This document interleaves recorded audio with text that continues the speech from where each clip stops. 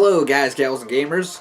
So this week I thought I'd do a response video to C Jedi Knight, who she did a video a few weeks ago. I know I'm a little late with this, but that's kind of how I am when it comes to response videos. I'll see a video that like, oh, I should do a response to that, but it's like I already have my schedule planned out, so to speak. So that's why I'm a little late with this. But her video was about games that deserve sequels, or they never got a sequel, or they were supposed to and it never happened, like it was canceled or whatever.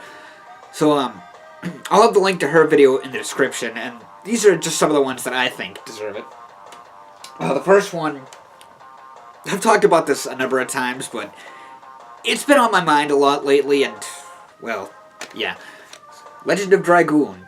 Now I've said before, first of all, this game definitely deserves an HD remaster because it's a masterpiece, but graphics-wise, it hasn't really aged well. Also, a prequel would be awesome. Like if it was the Dragoon campaign, you played as Zeeg, Rose, and the others and stuff. Like, that'd be kind of cool. Or because I talked about this in my top 5 JRPGs video about the battle system in this game is just so unique, which is why I don't know, I would love to see a sequel to this game, is another thing, aside from like an HD remaster or a prequel, but also a sequel is something I would really love to see. And, maybe it could be a new cast of characters. Definitely keep the battle system, don't change that, because, like I said, that made it very unique, but a sequel would be cool with like a whole new bunch of characters, and they could do something like, maybe, an Ancient Evil Awakens or something. Like, they could kind of change up the story a bit, like if there was some ancient evil we didn't know about. Like, it wouldn't be the first time a game series did that. Look at Halo with, like, the Forerunners, or Zelda's timeline. There's a prequel to a prequel, and then a spin-off to a prequel, and then a sequel to the spin-off. Anyway, the next game is Geist. This was a game for the GameCube, obviously, and although this was a first-party title, it wasn't developed directly by Nintendo, but I'm sure they probably still own the IP. But this was a game where it's a first-person perspective, and long story short, you're this guy who becomes a spirit, or a Geist, and you possess people and animals and objects to navigate through the game. It's very unique, a very unique experience. There's also a 4-player versus mode, which is kind of cool, but yeah, it was an awesome game. Very underrated. The music is really good, and I would love to see like a sequel to this, or just like a reimagining or something, because it's kind of one of those that's like, it just, it kind of fizzled out, so to speak. Like, nothing ever really happened with it. Now, this next one is an example of, like, sequels that never happened, so to speak. That's the Oddworld games. Now, the Oddworld games, there was, from what I understand, the first game, Oddworld Abe's Odyssey for the PS1, which, God, I don't know what my brother got. We played the crap out of that game. But, and then there was Abe's Exodus, which was a direct sequel to that. But as for, like, the Odyssey games, there was supposed to be, I think it was like 5 or 6, maybe even 7. There was supposed to be a number of them that, like, each one was a different story. Like, and this was one of them, because there was Abe's Odyssey, then there was Munch's Odyssey, and there was going to be like 3 or 4 others, but they never happened, because unfortunately this company went bankrupt, and those games, like I said, never happened. And, what was it? Like, a good example is, if you ever played Abe's Odyssey, at the beginning of the game when he's in the factory, and then he's looking at all the different meat products that they make out of the aliens and stuff, and one of them was the Meeches. We used to make Meech Munchies, but they're now extinct, so they don't make them anymore. That was going to be one of these Odyssey games, was about the Meeches, like, more detail about how they went extinct, other than the fact that they were being made into food. But I know, like, a number of years ago, the original Oddworld game was, Abe's Odyssey was basically remade. It's called Something New and Tasty. I still need to get that. Like, well, I could probably have to buy it digitally now, because the physical version is expensive, at least the last time I checked it was. But yeah, I need to check that game out. And that's the thing, if they're gonna, like, because they, like, basically remade it and stuff, maybe they could come back and like redo the rest of the games, like finish, remake this one too, Munch's Odyssey, and then do the other ones that never happened. That's something I would love to see, because I always loved those games. This next one is a bit of a stretch. It's Wild 9. This was a action platformer for the PS1. It was made by Interplay, so naturally it has awesome music.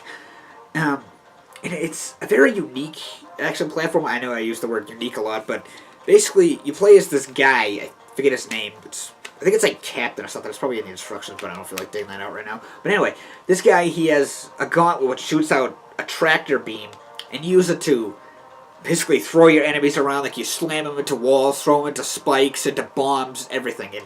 And this guy, he's trying to rescue his comrades. I think there's like 8 of them all together. Hence the title of the game, Wild 9. And it's a very challenging game too. It's not exactly easy, but it's one of those games that's kind of overlooked. And I think a sequel would be cool to have. Because, like I said, Interplay games always had awesome music. This one is no exception. This next one is more of a recent title, Fire Emblem Warriors. I've said this before. This was the game that made me buy the Switch. And I do love the game. I've put like over 100 hours into it because there's so much like replay value and such. But probably the most played game on my it's definitely the most played game on my Switch. The only thing is that the roster of characters is a bit... what's the word I'm looking for? It's a bit lacking.